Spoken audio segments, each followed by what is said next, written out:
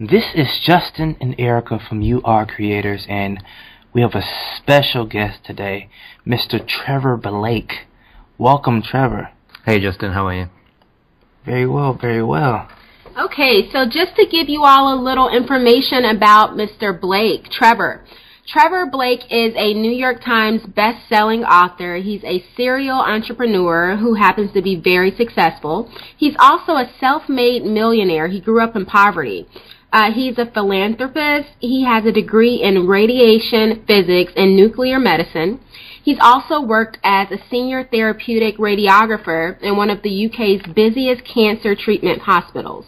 His first company, Quality of Life Medical, was America's most successful non-employer business in history. He sold this business in 2010 for over $1 million. Trevor is also the author of 3 Simple Steps, A Map to Success in Business and Life, which earned the status of the New York Times bestseller list. Trevor has a new book, The 4% Mindset, which will be coming out really soon. Awesome, Trevor. Yeah, thank you. I've got to correct one of those facts, and that is so my first company I started in 2003 for a couple of $100. I sold it for $105.5 million in 2010, and then my second company I started in 2006, and I sold that for $300 million in 2012. Wow. So I throw that out because people are not used to hearing those type of numbers, and it's I think it's important to know that, you know, you can be an ordinary guy from Liverpool and you can do these things, and that means that anybody can do it. But it's good to know that those numbers do exist in the world today, because if you watch the media, you know, we're always told that the American dream is no longer attainable, and I think it's more accessible now than it ever was. $300 million for one company. That is incredible. Incredible. Wow, okay. Where do we start? So many questions we want to ask you. So many questions. Tell us just a little bit more about your background. Well, I was born in Liverpool, and you mentioned I was born into poverty, and that makes you smile, because these days everybody tries to outdo each other in the poverty stakes. It's like a Monty Python sketch. You know, but my father was out to work my whole life. And we lived on welfare. My mother was given 6 months to live when I was 8 years old, and she was an amazing woman. I credit all of my success to the lessons that she taught me and the lessons my father taught me. They showed me both sides of the coin, the side of giving up and the side of not giving up. My mother refused to accept that prognosis, and so she fought for 14 years to stay alive long enough to see her 3 children leave the nest and live, you know, hopefully successful lives. Very, you know, just an incredibly inspiring woman. And her story is the first chapter of the book you mentioned, which is 3 Simple Steps. So we were evicted from our house in Liverpool when I was 8, and we ended up living in the rural part of Wales, which in those days was almost a separate principality. And it was a place where I was identified as foreign and poor, and therefore was a target of sectarian bullying. And it got quite severe, you know. I'm talking about knives and guns and baseball bats, that type of bullying, not name calling.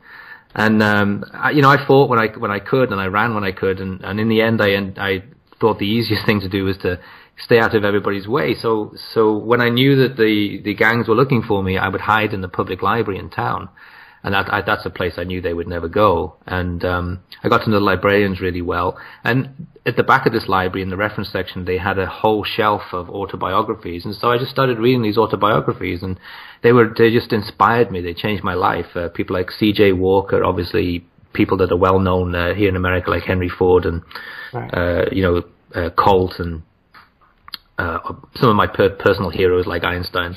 And you know, I realized that these people had started off in even worse circumstances than I had, and they were suffering worse prejudice than I felt I was suffering, and they found a way out. And what I did was basically steal their ideas. I started to notice these common attitudes amongst them all, and I realized, well, if it worked for them, why wouldn't it work for me? And I just applied it to my life, and that became my map to getting out of poverty and to having a life of adventure, and then a life of financial success as a side effect of building successful companies. And that also is the same, those 3 steps that have been my guiding principles are the same 3 steps that form the recipe in my book, 3 Simple Steps. Awesome, Trevor. That's awesome. great. That's great. So that brings us to the first question. What type of mindset do you have to have in order to create wealth and abundance? Well, I mean, I think you know as well as anyone does, and probably all of your subscribers know that, the universe exists as a field of energy. Right, everything in life. I mean, this is not a new age philosophy. It's a fact of physics. It's quantum physics gives us hints as to how to behave in life, to have better experiences or to have worse experiences, depending on your choice. And so we know that the universe that we exist in is a single field of energy, and energy has to flow.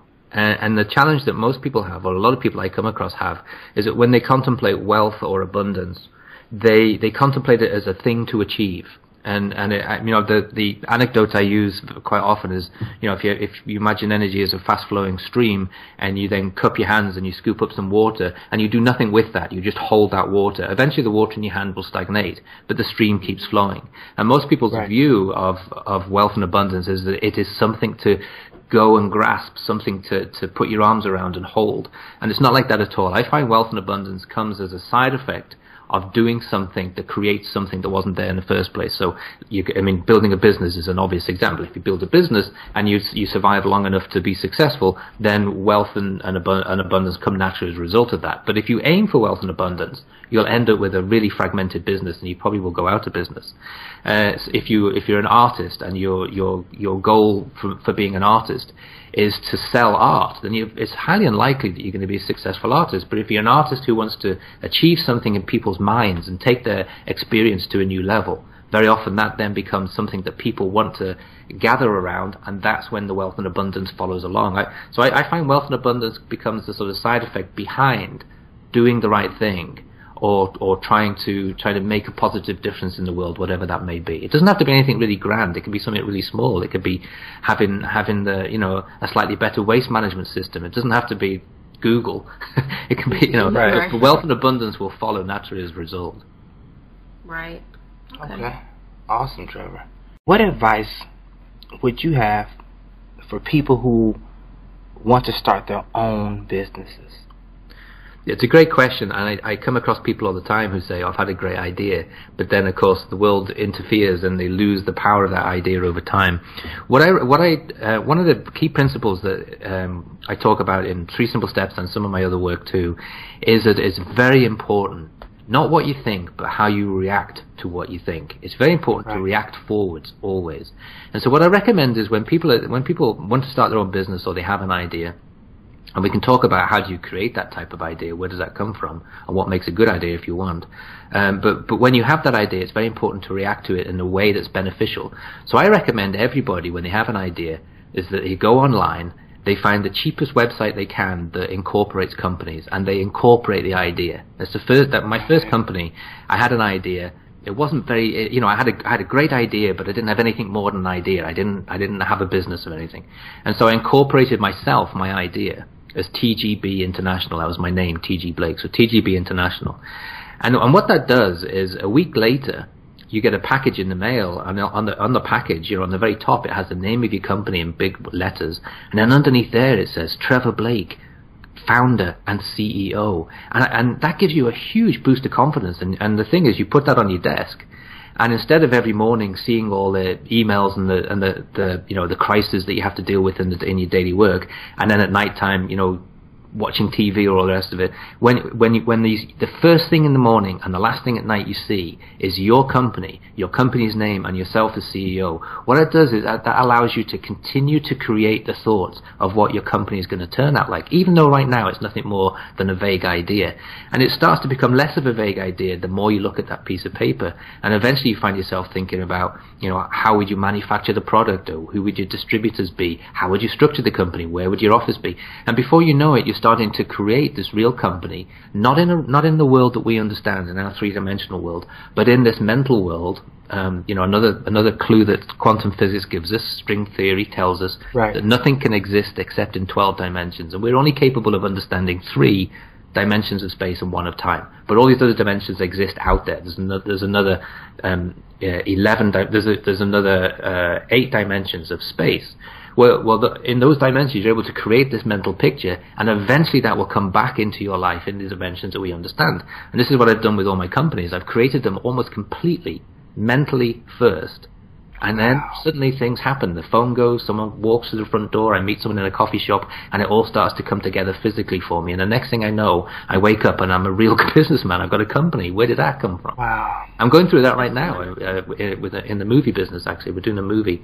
And I have no idea what I'm doing. But I've done it. I've created it mentally. And all of a sudden, I keep bumping into all of these movie people. And I've never known movie people before. But because this is how you create it. So you create it in the energy field first, it becomes physical second. So it's really important to react forward. And so I recommend anyone who has a good idea, or they think it's a good idea, go and incorporate that good idea, and then look at that piece of paper every day. And life tends to help you out at that point. It tends to put all the pieces together for you. You don't have to work really hard at building businesses. Most people who've got successful businesses didn't start out to be successful business people. They started out to change something. They wanted to fix something they thought was wrong, or fill a gap in the market that they saw that was there. And Richard Branson, who I'm a great admirer of what he's done in his businesses and his attitude to his businesses, he said, don't even bother starting a business unless you're incredibly frustrated. It's got to be something that you're really frustrated about that you want to fix. And then when you incorporate that thing that you want to fix, it kind of starts to take care of itself. Right. Trevor, wow. I mean, how do you know about quantum physics? This is like, how do you know about this? Well, I tell you, it again came somewhat by chance. So I was planning to join the military. I went to Royal Naval Officer College, and I needed a certain level of physics qualification to qualify to get in. And I was in a comprehensive school in Wales, in a class of 45, and the physics teacher's idea of teaching was to walk in through the door, turn his back on the class, and then start writing with chalk on the blackboard. He had 3 big blackboards. And if you couldn't write fast enough and couldn't keep up with him, you missed half the lesson. Not that it was a lesson, but he missed half of what he was writing, because he then moved the board over and onto the second board. And you don't learn anything that way, and I found it very frustrating. And about 3 weeks prior to the exam that I was supposed to sit, we had a mock exam, and I scored 33%, which is not just a fail, not just an F, but a disastrous F.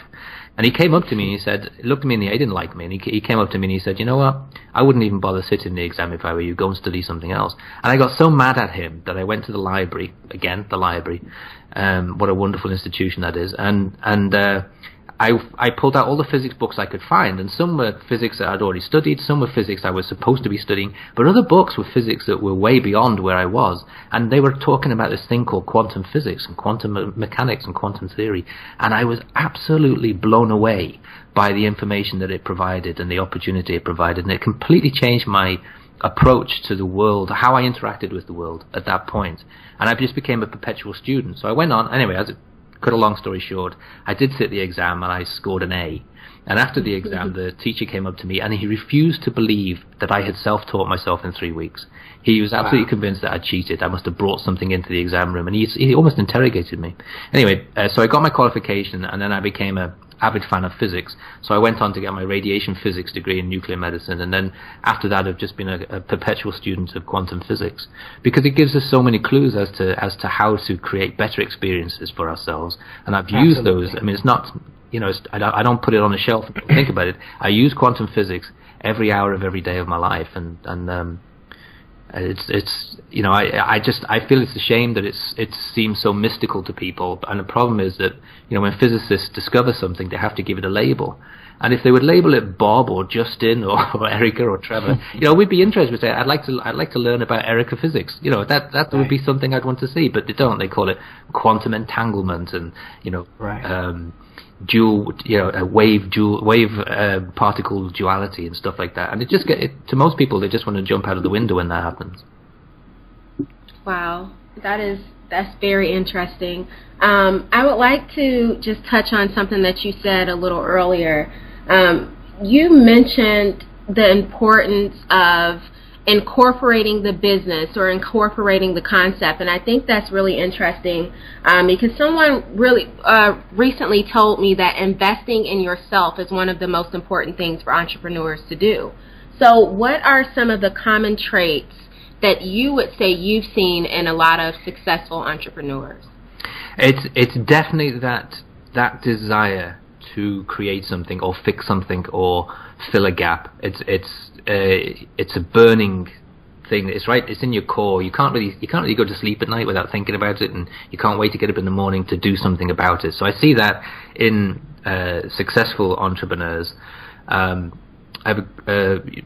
I play soccer for an old man's team, and on my soccer, this Italian guy was talking to me. He worked for a very famous software company in the Northwest, and he wanted to start his own company. And so I shared 3 simple steps with him, and he followed it for 3 or 4 months. And then also, when you do that, all kinds of things start to happen for you.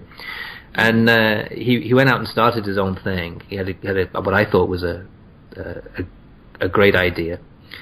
But his whole reason for doing it was because he had seen an issue. He'd seen a problem with a diabetic patient, and he knew that he could use technology to help this diabetic patient. That's all it was, one patient and his observation of it and his desire to fix it. And he went out and started his own company, and he's just now closed on an $8 million investment to take this product and make it a real product for all diabetic patients.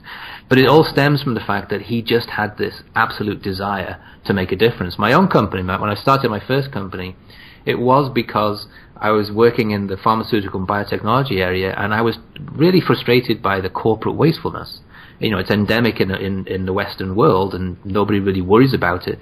But in healthcare, it's not just endemic, but it's sort of abhorrent that all of those costs of, huge bonuses, fancy cars, fancy office buildings, people walking out with pockets full of Post-it notes and pens that they've stolen from the company, all of that gets passed on to the patient in the form of higher drug prices, and that used to really drive me mad. And so I started my own company as a virtual company to eradicate that and to be able to provide drugs to people who could benefit from them regardless of their circumstances. So we had a mantra that said, we ship product first and we sort out the details after. And about 25% of our patients ended up getting their drugs for free. But I did all of that because that was important to me, without ever thinking about any of the other stuff that goes with building a business, which is, how do you structure it, or, how do you make money from it, how do you make a profit? And I found that all of those things take care of themselves. It's just, wow. For the successful entrepreneur, it's clearly that desire to make a difference. Right. Wow. Okay, so everything starts with the desire to fill the gap, basically. Yeah, I mean, you don't need to be someone who believes in the law of attraction, or I don't believe in positive thinking, because thoughts happen at the speed of light and you can't step in front of them. All you can do is react to them. I believe in positive reaction. But you don't have to be one of these people in order to be successful. You can wake up in the morning really mad and angry and emotional about something and be an incredibly successful entrepreneur, so long as you're trying to fix something or improve something. Right. So would you say that if you are giving a service, that money or wealth would be a byproduct of that? I think it always is, so long as you do it, you do it well, and so long as you do it, with a good heart. Right. I've seen both sides of it, because my father, I said before, he was out of work my whole life. But while he was out of work, he was what we would call in England a dole cheat. So he's receiving welfare checks, but he's going out and trying to build businesses. And in my life, he's probably, it must be at least a dozen businesses he tried. Everything from being an insurance salesman to being a wine importer and exporter, although he never drank wine, to being a mortgage salesman, although he never had a mortgage. He had a market stall, you name it. I had a tire factory at one point. You name it, he started all of these businesses, but he started it with the attitude of, can he get something out of it? He was doing it because he was trying to, he saw an angle, basically. Mm-hmm. And I got caught up in these things with him as a teenager. I had to help him out for free and stuff like that. And I didn't like what I saw. And so it took me a long time to get into business myself, because I had this perception of what being in business meant. It meant getting one over on someone else. And it's only sort of in the later part of my life, when I got to about 40, I realized, it doesn't have to be like that. It's actually the opposite. And if you go out to do something for the good reason and the right reason, then it's successful. Then you don't have my dad's experience, which was, one of constant failure, if you like. One after the other. He was like Napoleon Hill. Napoleon Hill failed at 26 companies, and my dad was the same. Wow. You know what? I am so fascinated with your story. I have so many questions to ask you, but we don't have the time to do that. But back to quantum physics. how would you explain the law of attraction based on quantum physics? Well, it's law of attraction is jumping into the end of three really key principles of quantum physics, my challenge with it, I don't like the term law of attraction. I have to tell you, I know that's probably the wrong thing to say to you because it. No, trust me, it's okay. It's just that it's very misrepresented. And a lot of times it's misrepresented by people who don't have a scientific background. They don't do it on purpose. They think they understand it, but they present it as being something like you can sit in a chair and it'll come to you. And part of that is true, but it's not the total. It's only half the story. So the law of attraction comes about from a principle of quantum physics called quantum entanglement. And again, a ridiculously fancy name. I can imagine all these physicists sitting around a table coming up with that, But what that tells us is that once you're connected, you're always connected. So once two particles get connected in some way, and a particle is nothing more than a ripple in an energy field, it's not a real thing. But once those two are connected, they're connected forever. And forever means distance. Okay, time is not something that we think about a clock ticking away. Time is distance. So say go back to the Big Bang, you go back billions of years. You go out to the ends of the universe, you go forward billions of years. Okay, so that stretch is time. And if you take one particle and you throw it back to the Big Bang, and you take another one and you throw it to the end of the universe, and they're hundreds and millions and billions of years apart, they are still connected, even though in our understanding of communication, there's no way they can possibly communicate with each other. But you can affect one particle, or you make a change in one particle, and it will instantaneously cause an effect in the other particle. And that's what the law of attraction is about. So the law of attraction says what you focus upon, you affect. And so the way it's portrayed is that, okay, you sit in your chair and you daydream and it'll eventually come to you. But unfortunately, if you don't understand the importance of the illusion of time, then you're going to sit in a chair for an awful long time. Before it will come to you eventually, but it might take millions of years.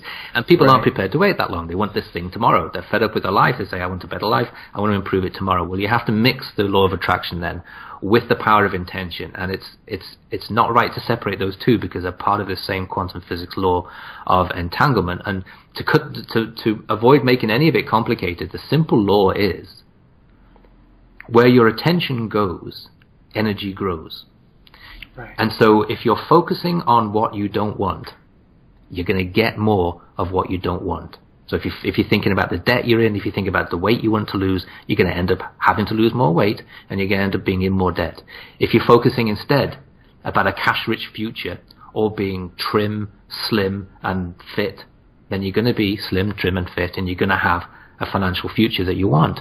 And so the principle is to focus entirely on what you want and stop focusing on what you don't want. And you hear this from a lot of self-help people like Wayne Dyer. He says it and understands it, but doesn't really understand the physics behind it. And that's okay.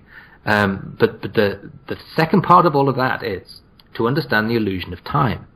So if you can understand that there's no such thing as time because we can stretch from beginning to end, then you could, if you are focusing on what you want, but you imagine that what you want has already arrived, then you start to bring it into your life.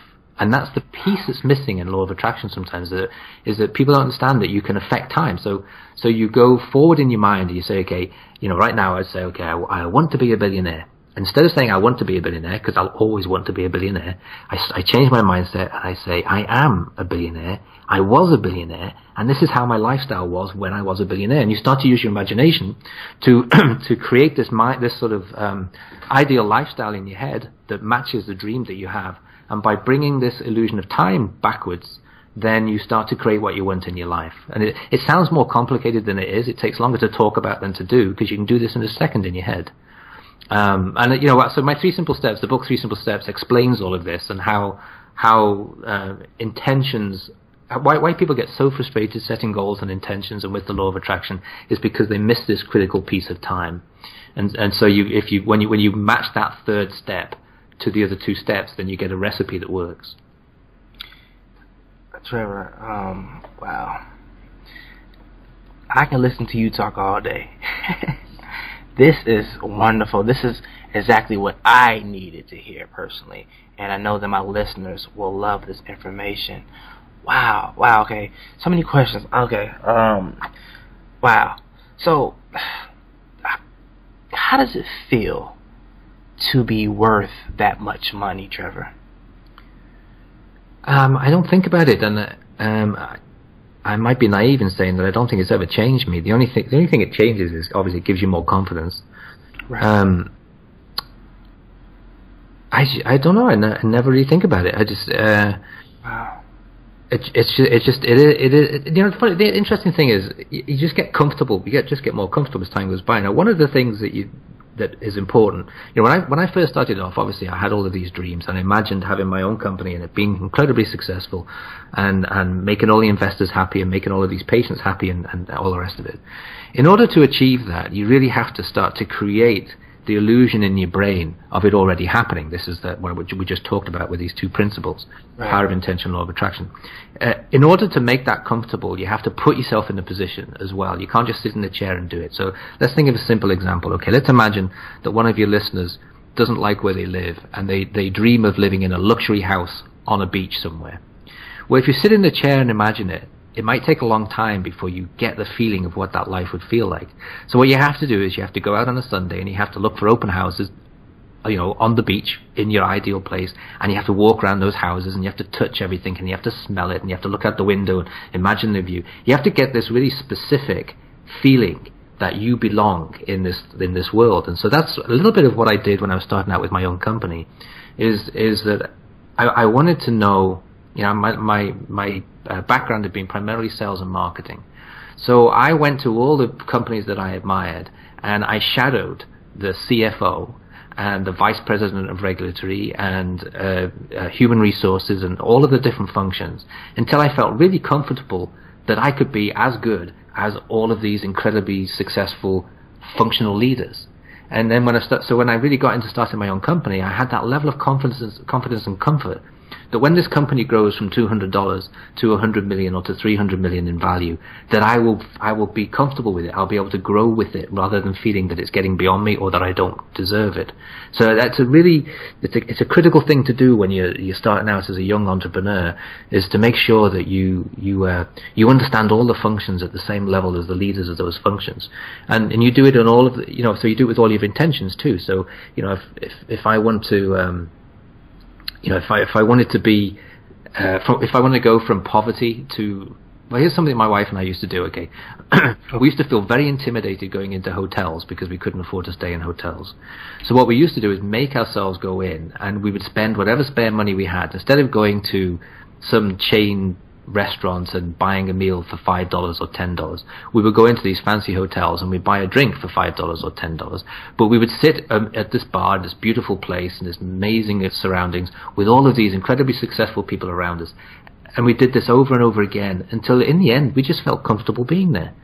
And so it didn't become, it was no longer intimidating. And then a few months later we went in and we had a dinner there, and then a few months later we went in there and we stayed overnight in these places. And now we go to these places and don't even think about it. I don't even give it a second thought. They feel like home to me. And so it's the same with wealth. Is that you have to live as if you have wealth when you don't have wealth, because otherwise you will never be comfortable with wealth. And you know, when wealth is right in front of you, you subconsciously might not notice it because you don't feel you deserve it yet. So you have to do all of these things to put yourself in a position where when it happens, you're ready for it. Wow. You know, it's interesting. You just said something about not feeling like you deserve it. How important is it for someone to really understand and feel like they deserve success or they deserve to be a millionaire? Well, you have to work really hard on your mentality, because most people don't. Because, you know, when we're all born with 100 billion neurons. They're all fresh. We all have equal potential. But then, of course, you know, they're unguarded, and so we spend the rest of our lives allowing the world around us, out of love as much as out of anything else, to influence the way we think about ourselves. And you will never be successful if the decisions you make for your life are based upon other people's opinion of you, or on other people's opinions. You can only be successful if you make decisions that are based on your own opinion of yourself and on your own intuition. And it takes a lot of mentality control to get to that point. Step one of my book, 3 Simple Steps, is purely focused on mentality control, because so many people feel stuck in the quicksand because they have allowed the people around them and in their environment, their families, their friends, their boss, their colleagues, but also the media that they allow into their lives to tell them that they're not worthy. And you start to believe that you're not worthy, and you have to exert incredible mental control to no longer allow the environment that you've chosen to be in to influence the way you feel about yourself. Because let's say you woke up and had a great idea for a business, and you want to start a business, and the first person you share that with says, "Well, you can't do that because you're not qualified." I mean, I've lost count of the number of times people have told me that I'm not qualified, or I can't do it, or it's an idiotic idea, and you have to develop this mental shield that allows you to continue regardless of what other people say or think, and it takes practice. And most people who write to me, people write to me from all over the world with about 3 simple steps. They find that the hardest thing to control because it's a constant battle. Right. So how important would you say it is to take risk? Well, risk is one person's definition of a situation. I don't consider risk to be risk, and that might sound arrogant, and it's easy to say that when you've had some success, I suppose. But when you know that the world is energy, and energy is not there to harm you, it's there to help you, then it makes it a lot easier to jump off a cliff. And you get different types of people who we could all walk to the edge of the cliff, and some people will look down and they'll try and look for a safe landing before they jump. And then they'll jump, and typically they'll crash. And other people will look at it and say, you know what, I'm not ready to jump yet, and they'll walk away. And my wife and I have a different attitude. We go to the cliff and we jump, and what we find is we don't go down. There's suddenly a waft of air gets under us, and off we go, and we take off, and we don't end up jumping the cliff. We end up flying, and that's what risk taking does to you. But it doesn't come easily to people. It's most of us have been taught to be safe and secure and hide behind the sofa, but I find it so much more fun to take what other people call risks. I mean, there's nothing more exciting than starting something and not knowing how it's going to turn out. That's absolutely right. That is absolutely right. Trevor, you're freaking awesome. Okay, listen. You need to. I need to get my wife in here so she can hear you say that. She probably would disagree. You know what? That is absolutely true. My wife and I both left jobs that we didn't care too much about, and now we're working full time with You Are Creators, and we're flying, like you said. I think that is really important for the listeners. There's so many people out there that have all these ambitions and these goals and dreams, but I think what happens is, just like you said, Trevor, they allow their circumstances or the people that are around them to discourage them. And it's so important to not only take risks, but completely be confident about who you are and what you want to do, regardless of what anybody tells you. I've spoken with a lot of entrepreneurs or consultants or whatever you want to call them recently and lately, and they've been saying the same things that you've said. And it's so important, if you're in a job that you don't like, or you're in a career that you hate going to this job every day, it's kind of like you have to take a step back and say, why am I doing this? Why don't you do exactly what you want to do? And you said it best. You have to believe in yourself, and you have to be confident about it. Well, and life isn't meant to be complicated. I think life's meant to be more of a joy. We make it complicated because we analyze too much as humans, and the world's not there to give you a hard time. So if you go into work and your stomach sinks, and I mean, I've done that. I had a job I didn't enjoy, and I felt like dead man walking in the morning when I parked my bike. I couldn't afford a car in those days, and I parked my bike and I walked through the locker rooms and up the corridor to where I had to work. It was a place full of feuds and politics, and just very very toxic, and it's a horrible feeling. But isn't that life trying to tell you something? If you were in the right place, life would make you feel really great, and you'd feel happy and you'd be excited. So it's not complicated. You just have to learn to trust your instincts. And if you wake up and you have that feeling of this isn't right, this isn't where I'm supposed to be, then it's time to be somewhere else, because life's not supposed to be miserable. It's supposed to be a joy. Right. That's absolutely right. Well, Trevor, thank you so much for being on You Are Creators. You are fantastic. And before you go, Trevor, let me just ask you about your new book, The 4%. Is that out yet, or is that coming out soon? No, I've got a publishing contract, and it's up to them. You know, when you sign these contracts, they say they'll publish it within the next 2 years. So I really don't know when it's coming out, and I tend to let these things go, and I don't, you know, once I've signed the contract, off it goes. Life will fill in the details, and it'll work itself out. So I don't know. Sometime this year, maybe. But you can read a little bit about it. 3simplesteps.com, that's all 3 words, 3simplesteps.com, can get anybody to you can read the first chapter of 3 Simple Steps for free, and the first chapter of the 4% Company for free. Okay. And so, you know, that's easy to do for people. Okay, wonderful. And I would also like to let the listeners know that Trevor also offers a webinar, and the name of that is The Physics of Success, and you can find that at thephysicsofsuccess.net. Thank you. Yes, we just started it, actually. I wasn't planning to do it until next year, but people keep asking for it, so we're going to do it. It's a lot of fun. There's nothing like it anywhere. It's never been done before. It's quite a exciting course, I think. Most people are going to be blown away by it. Yeah, I bet. Well, thank you so much, Trevor. We really enjoyed you. We've got a vast of different information and knowledge from you, so we really appreciate that. Thank you. It was fun talking to you, and I appreciate the questions. One last thing. What is some lasting advice you will leave our listeners? Simply, it is never too late, and it's never the wrong time to reinvent yourself. Well, Trevor, you're awesome. Thank you so much. This is Justin and Erica from You Are Creators, and we support your dreams.